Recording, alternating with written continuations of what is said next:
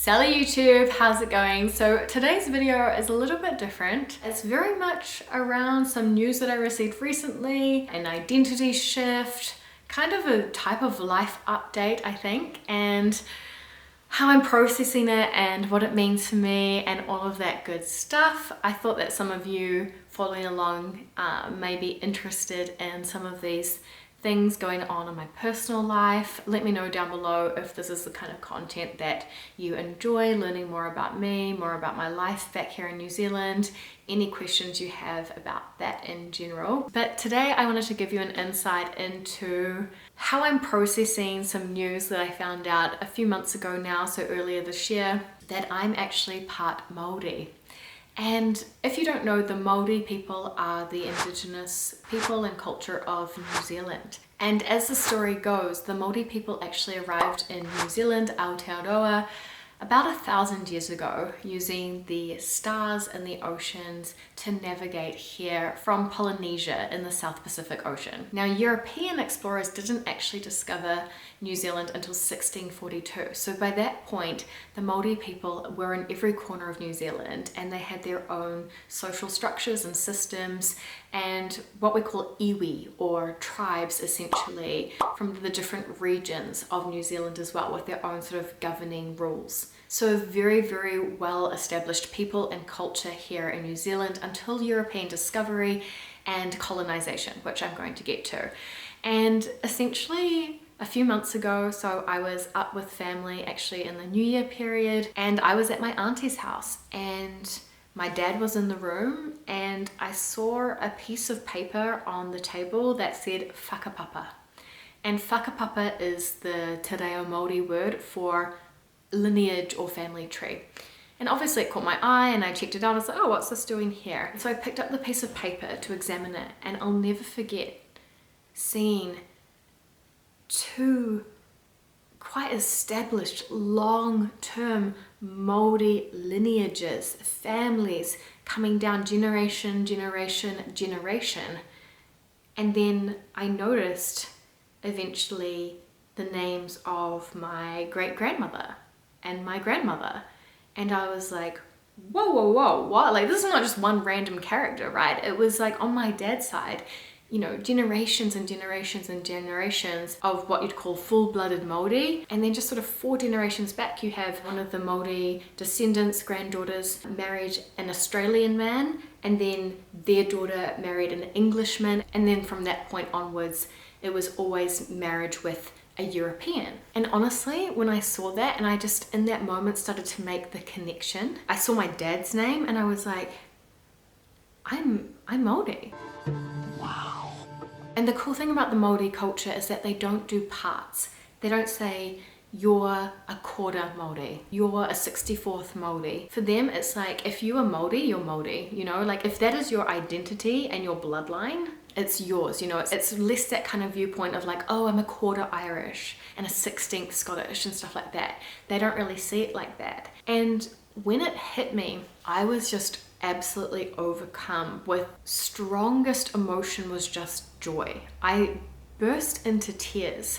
I actually started crying. I was like, I felt so privileged and so honored and so connected even more somehow to New Zealand. I think the Māori culture is one of the most beautiful cultures, and it's something that you don't necessarily appreciate. You know, they were very much colonized and anglicized, and te reo Māori, the language was at risk of dying at some point because it wasn't allowed to be spoken in schools. The culture and language really suffered upon colonization, as it often does. But it's really coming back now, and it's really being appreciated, I think, as the sacred thing that it is in New Zealand. It's so much more than the haka, the war dance you see before rugby games. It's a culture that's rich and complex with beautiful mythology, spirituality, customs and rituals, songs, language. Like, obviously it's a fully established indigenous culture that is just so incredible. And yet through the way I grew up, even now, today's kids, they learn so much more Te Reo at school. They speak Te Reo quite interchangeably for key terms and signals, and teachers use it, and it's much more widely used in government, in corporate, you know, instead of signing off kind regards in emails in New Zealand, you'd sign off ngā mihi. So it's coming back, but when I was growing up, we learnt some numbers and colours, and that's pretty much it. Maybe a song or two. When I was in high school, I joined the Kapahaka group, which is Māori culture, song and dance, but it was completely voluntarily, and I did that for a few years. And through that experience, I was actually able to stay in marae, or the Māori meeting house. It's a very significant place in Māori culture. It's a place for gathering, for discussion, for celebration, for passings, for all sorts of things. So I was able to experience a bit of that culture through choice, but if I hadn't done that, I probably wouldn't have, to be honest. And it's that lack of exposure, I think. There was nothing but respect and pride about the Māori culture, but I wasn't actively engaged in learning about it and understanding and learning the language or anything like that. And it actually took me, you know, going to France and living there for 6 years, I think, to understand how lucky we are to have that culture as part of New Zealand. It makes me so proud now.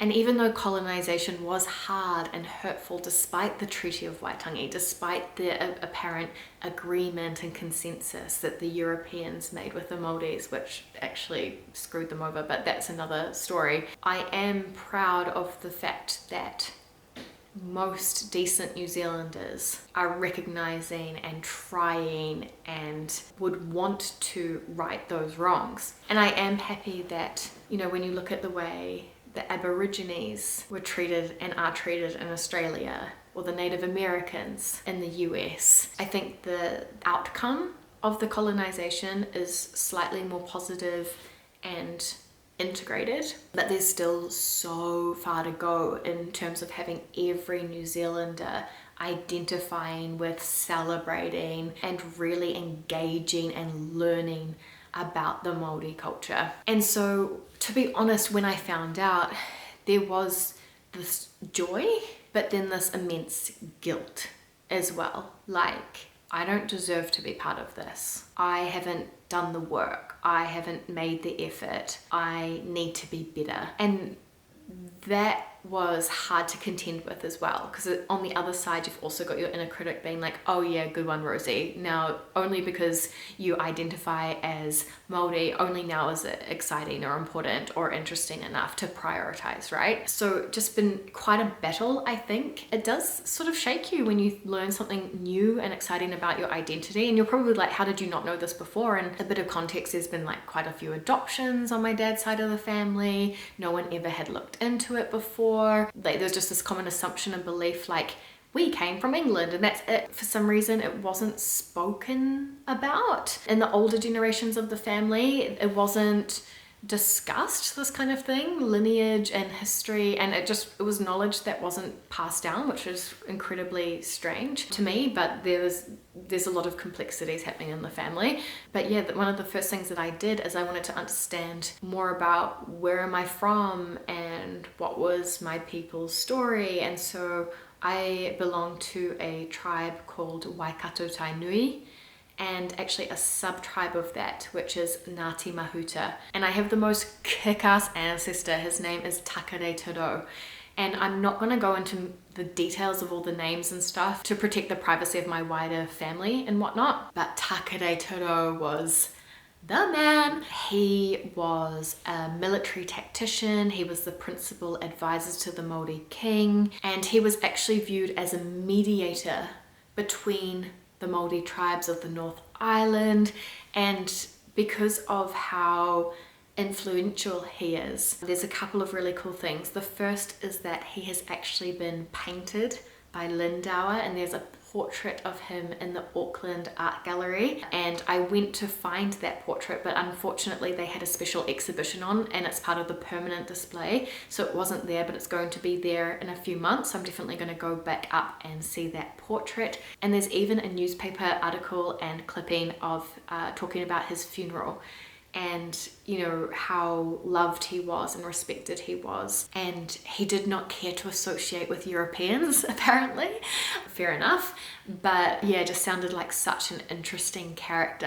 And then I've just been learning more about these people, and there comes a time when the family line is dramatically narrowed down because his granddaughter dies giving birth to her first child. And in my research I found that this was when, I guess, the Māori culture and influence of that side of the family did start to filter down somehow, because this daughter who had lost her mother literally from birth, as soon as she was old enough to be married, she was married into an Australian, a European family, and they very much took her in and raised her, and she very much, I think, formed part of that family. And I can't find a lot about the Māori roots from that point. And so where they were living, where her mother died, where she was born, in that marae, that's the marae that I have traced my whakapapa back to and I recognise as forming part of. And it's in a very small town in New Zealand called Kawhia on the west coast of New Zealand. And I went to my marae and it was beautiful, and it's in the most beautiful location. We drove from Raglan, we drove on gravel road for 2 hours to get there at like 20 kilometers an hour in our little rental car. It was gravel road pretty much the whole way, really out of the way. It's very much a preserved Māori community. 80% of Kawhia speak Te Reo Māori fluently, which is really good and really high. And in going to the marae, there are a lot of customs and rules to follow, and one of those is you need to be welcomed on, because this is a very sacred place. And there was no one there. It was a Sunday afternoon, but just as we arrived, a car came down the driveway, and these two people hopped out, sort of like, oh, tourists, what are you doing here, essentially? And I asked if I could visit the marae, and I was declined. They said no. And so I wasn't welcomed on for a moment at least. And then I explained that I had been retracing my whakapapa and that my research led me to this specific marae in Kawhia, where some of my ancestors were born and had died and that kind of thing. And they said, oh cool, yeah, all right, go on then. And I was welcomed onto the marae. It wasn't open, so I wasn't able to go inside, but I was able to enter the grounds and visit the meeting house. And it really does feel incredible. And at the same time, it feels overwhelming, like I've got so much work to do and so much to learn, but I'm excited for it. So, you know, step by step. So I'm trying not to be too hard on myself. I will be taking Te Reo Māori language classes in the second part of this year. I think it's going to be more of a lifelong discovery than something that I can just cram into 3 months and then just wear my, you know, badge of honor. That's not what I'm trying to do at all. And also just trying to process more around the concepts of identity, privilege, and advocacy, and those kinds of things as well. So I guess in summary, yeah, just really happy to share this news with you. I think it has made me a better person and will make me a better person knowing this about myself. It's pretty powerful what finding out about your past can do. And yeah, I'm just so proud. I'm so honored, and I'll do my best to learn more about the culture and more about the belief systems and more about the customs than I just know inherently from being a New Zealander. And it's interesting because the Māori have always seen their gods in nature, in the mountains,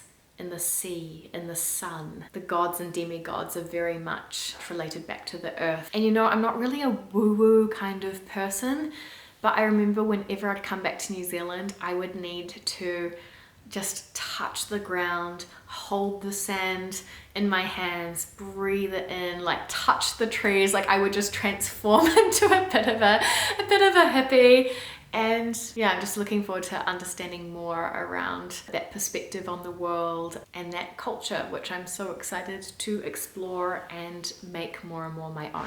So thank you so much for watching the video. I would love to have a chat with you in the comment section. Any questions you may have, just any reactions and stuff, let's talk it out. I would love to, yeah, just hear what you think, what you have to say. And thank you so much for watching. And if you want any more sort of New Zealand culture or content or vlogs or anything like that, I would love to hear your suggestions down below, because I never know how much you guys enjoy New Zealand culture versus the French culture. And otherwise, I'll see you here next time on the Not Even French channel. A bientôt!